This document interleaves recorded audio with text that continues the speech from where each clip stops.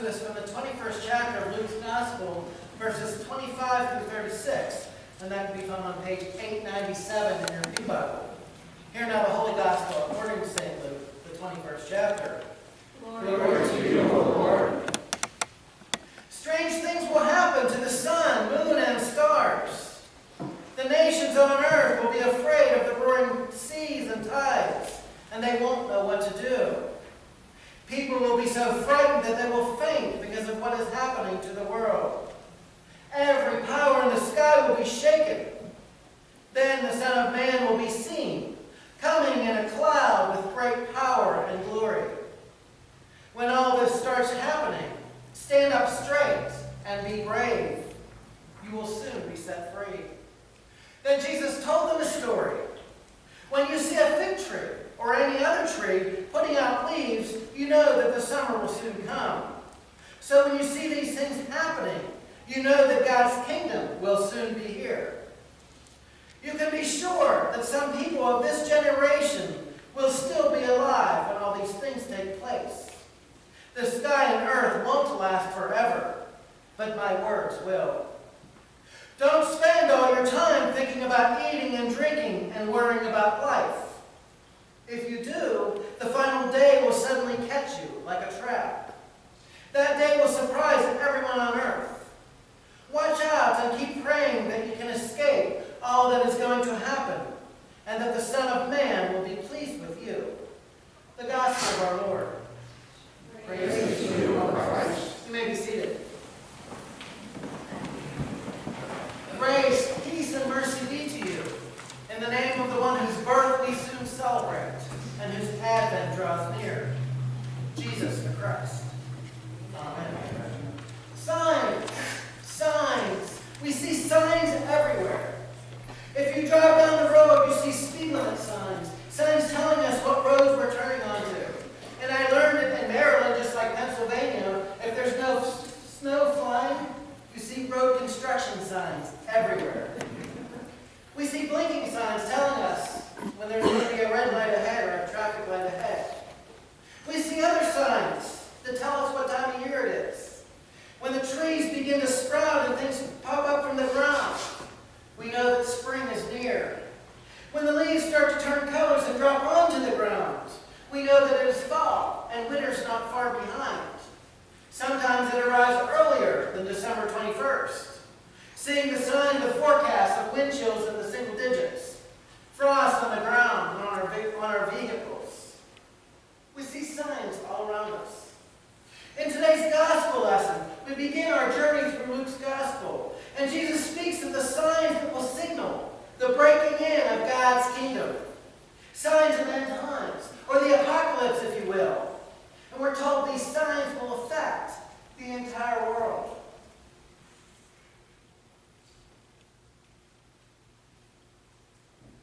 Signs of what is happening around us. With earthquakes and tornadoes, tsunamis, wildfires, floods, illnesses, violence, destruction, all these signs of things that are going on around us. And we know it's nothing new. We know from our Old Testament reading from Jeremiah that this has been happening for thousands and thousands of years. Jeremiah tells us in our first lesson that we hear warnings, but we also hear assurances.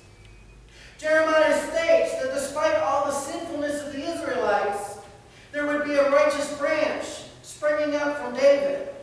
Going from the prophet Jeremiah to the New Testament, we learn the lineage of Jesus, the Messiah, the son of David, the son of Abraham. For Jeremiah, this righteous branch would bring justice to all. Judah would be saved, and all would live in safety. So our New Testament begins with offering us the genealogy of Jesus, who is the Lord of Lords and King of Kings. In Luke, Jesus offers us a glimpse of that second coming. He warns us about the destruction of the temple and persecutions. And while Jesus offers assurance and healing and miracles of bringing life from the dead, he also speaks of division. A paradox, meaning that both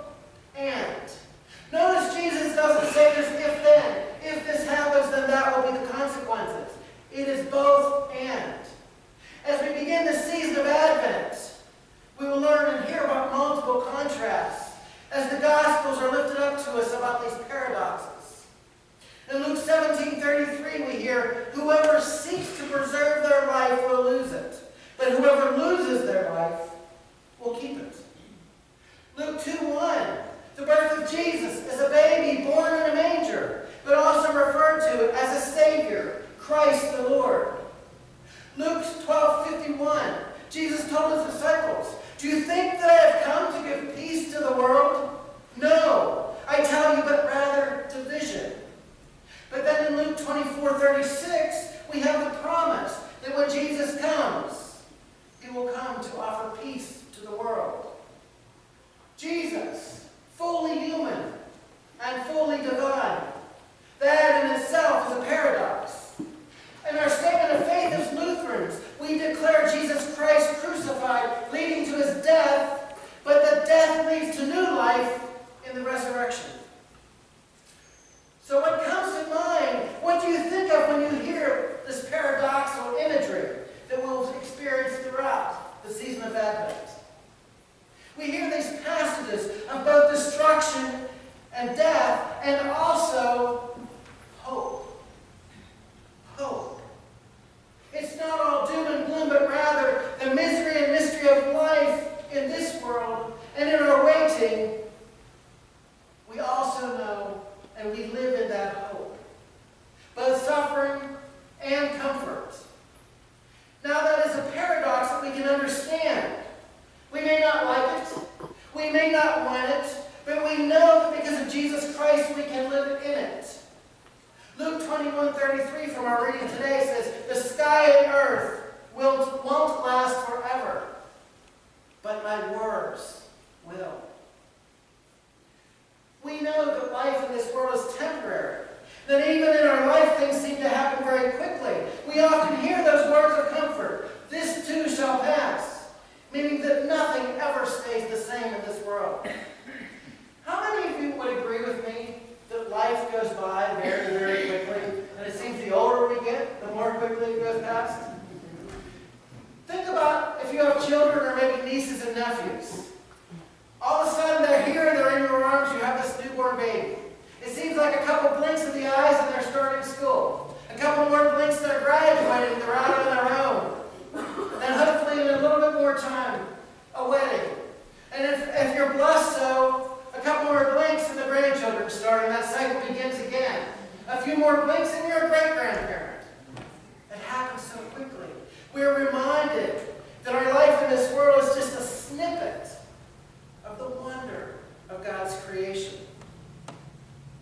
But the one thing that always stays the same, the one thing that never changes, is God's unconditional, unending love. And that hope and promise that God offers us in the waters of baptism. Our spiritual walk of faith enables us to stay grounded when things seem to be turned upside down. Being spiritually ready for whatever comes our way helps us to make our path straight when the road begins to curve out of control. Living every day as if it is your last, because we don't know if we have it tomorrow. I always taught my children, and I remind myself often, that when you have a conversation with somebody, the last thing you should say to them should be filled with love, because it very well might be the last thing you say to them. I was speaking with somebody yesterday who told me about a dear friend of theirs who was killed in a car accident the day before. Now, he said he had seen this friend a week ago at a function, and when he was getting ready to leave, he was going to go over and give him a hug, but instead he just waved from across the room and he left. He said to me, "I'll never be able to give him that hug." This world, this life is temporary, and we're reminded of that in so many ways every day. We're able to face our daily struggles in lives, in our families, in our jobs, in our communities, because we have God's strength to walk with us, and we have that promise that it is indeed temporary. That God's love and mercy and grace is stronger than anything and everything we will face. When that time comes when we deal with terminal illness, facing our end-of-life decisions, we'll be able to have the strength for that journey because we know the promise of where we are going. Because we know the promise of our eternity. And we know that our Lord will walk for us through that valley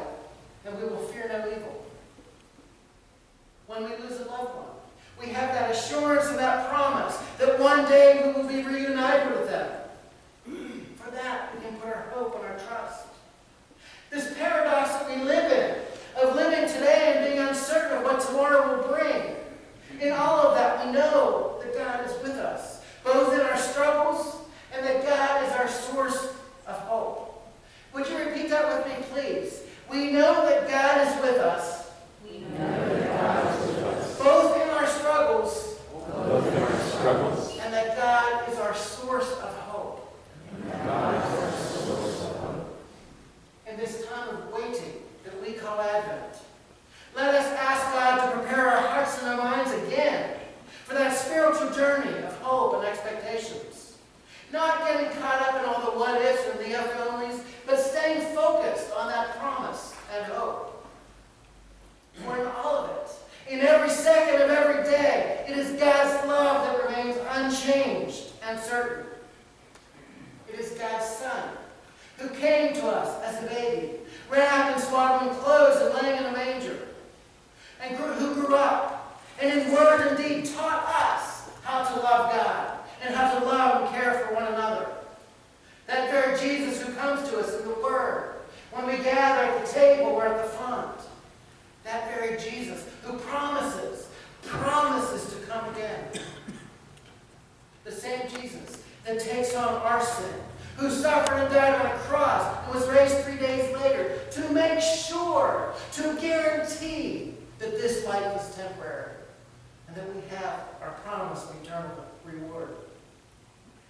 Thanks be to God for His grace, for His mercy, and most of all for His love that comes to us in and through Jesus Christ. Let us go forth from this place today and each day, being that hope for others, sharing that grace and mercy, and extending that very love for each and every person God puts in our lives. Amen?